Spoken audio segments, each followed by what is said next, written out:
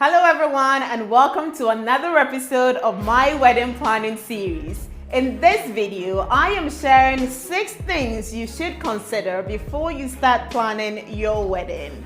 If you're planning your wedding or are in the middle of it or are planning to get married soon, stop whatever you're doing and watch this video. Number 1. Reducing your guest count will make your wedding budget more bearable. If you are planning a wedding on a budget, the easiest way to trim your wedding budget is to trim your guest list. Now, I know that might be difficult because as Ghanaians, we all have large families and friends all over the place. But if you consider that half of your wedding budget goes into wining and dining your guests, if it's going to cost you $100 or something above that for every single guest, then a table of 10 cut off is automatically saving you $1,000.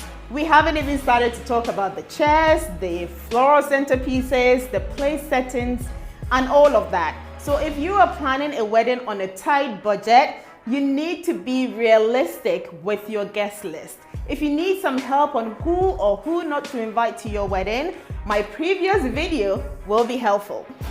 Point number 2. Guests come first. Decide on an approximate number of people you're inviting to your wedding before you settle on your wedding venue.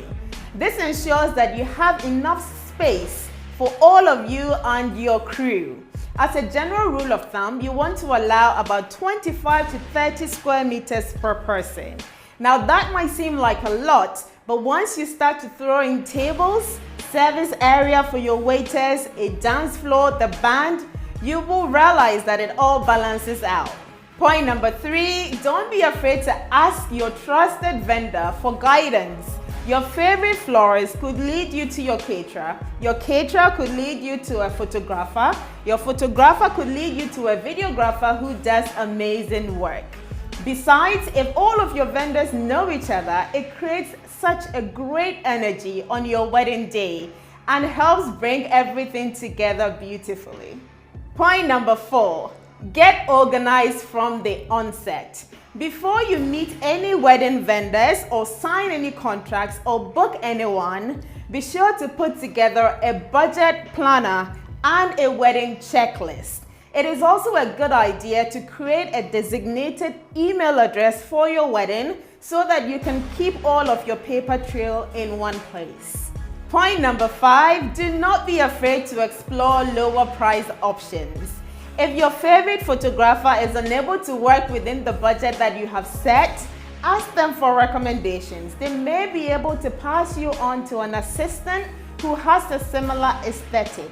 Or perhaps your favorite florist cannot work within the price that you have set, but they can recommend an up-and-comer who is able to create similar centerpieces.